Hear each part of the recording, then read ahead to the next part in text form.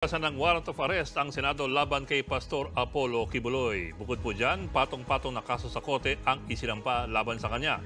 Linawin natin linawin natin. Baka mamaya mali na naman ng intindi ng mga animal. Yung warrant of arrest, it doesn't equal to guilt. Linawin natin kasi dami na naman tatanga-tanga diyan ng mga vlogger. Oh, ayan, kita nyo na, may warrant of arrest na yan. Talagang rapist yan, bla bla. Tanga, yung warrant of arrest sa Senado. Senado. Ulitin natin, Senado. Hindi po yung warrant of arrest galing sa hukuman. Sa Senado po yung warrant of arrest. Ang mali nga dito, nilabas yung warrant of arrest, sabay, idinimanda na. So ano na, clear doon. It's very clear na magsasapawan na yan. Alam mo, mapapahiya ang Senado dito eh. Hindi to mga tatanga-tanga yung mga vlogger eh. Ng mga insimadang mga nautusan lang. Pag may warrant na nilabas yung Senate, tapos meron ng kaso sa husgado, nangyari na yan. Ilang beses na nangyari sa Senado yan. Pinatawag pa nila, alam mo, tumakbo sa husgado yung mga akusado. Sandali, may kaso na kami sa inyo, bakit pa kami pupunta dito? Hindi kasi pwede yun eh. Gets nyo? Hindi pwede yun. Ewan ko ba dito sa Senado na to? Galing-galingan eh. Sinampahan na ng Davao City Prosecutor's Office si Kingdom of Jesus Christ leader Pastor Apollo Kibuloy.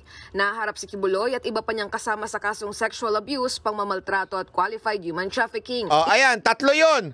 Sexual abuse, maltreatment at saka yung trafficking. Lahat po yan din yung pinag-uusapan sa Senado. Ang tanga-tanga naman eh. So uulitin mo din sa Senado at saka doon. Tapos gusto nyo sumipot, lalong-lalo na yung mga vlogger dyan na, may warrant na, nagtatago na si Kibuloy. Gunggong, yung warrant niya galing sa Senado. Inihain ng Davao City Prosecutor's Office ang kaso sa main office ng DOJ na inendorso naman ng Justice Department sa Pasig City Court. Ang mga kasong isinampa sa Davao City ay may piyansang 180,000 pesos para sa sexual abuse at 80,000 pesos naman para sa pagmamaltrato. Pero kung mapatunayang guilty ang pastor sa qualified trafficking... Alam nyo ba na yan ang gusto ni Pastor Kibuloy? Mapunta na sa husgado. Kasi yan dati na-dismiss na yan. Binuhay lang ng DOJ yan. Alam mo naman si Remulla. Alam mo, sa totoo lang, dapat si Remulla ang tawaging appointed. Bakit? Kaya niyang bumuhay ng mga patay. Patay na kaso, ayan, binuhay niya.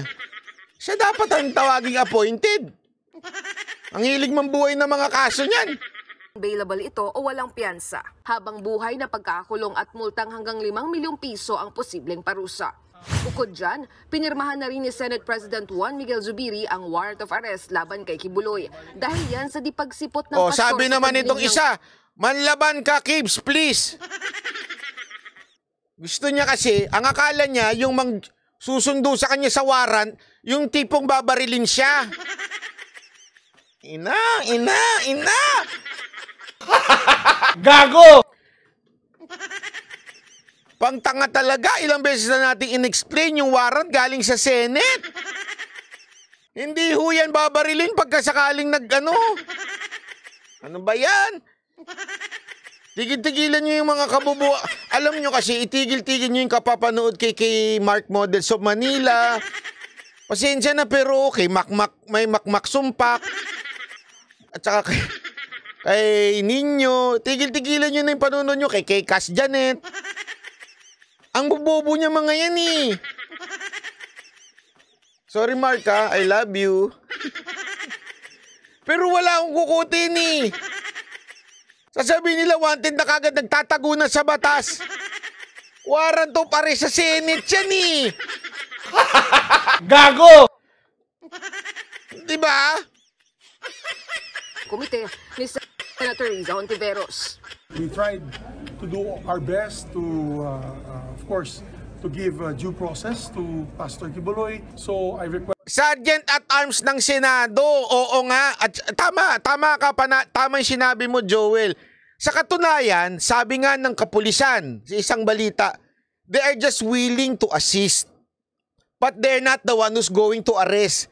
Because only the court ang pwedeng umutos sa mga uniform personnel to arrest somebody. Ito Sergeant of Arms ng Senate lang. Tas gusto mo man laban. Ano ba naman katangahan yan? Gago!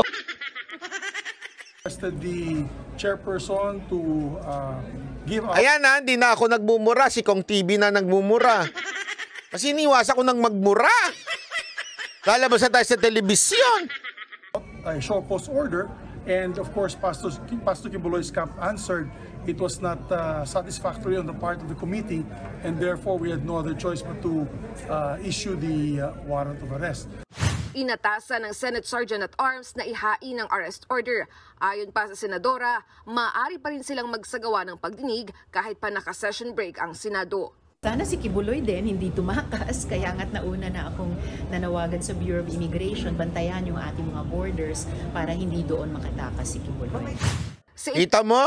Kung paano na talagang nirarush, pinupush talaga kahit may session break na sila. Sabihin may kakaroon ng break eh. Kasi mag-Holy Week, ipupush pa rin daw niya. Naghahabol ka na ba sa ratings o sa survey? Bakit? Ang bababa sa survey? Mababa ka sa survey, Ontiveros? Ba't ka naghahabol ka ng ng survey mo ha, para tumaas ka? Nalabas namang statement ng kampo ng pastor, iginagalang umano nila ang desisyon ng Senado. Pero gagawin daw lahat ng kampo ni Kibuloy para maipaglaban at maprotektahan ang kanyang mga karapatan sa konstitusyon na hindi dapat baliwalain. Nagbabalita mula sa Frontline, Elaine Fulgencio, News 5. Ayan, kaya nga gusto kong, Pastor Kibuloy, kung nanonood ka man o mga ka-kingdom dyan, baka pwede kitang interviewin. Kasi mahilig kami mag-interview ng mga wanted.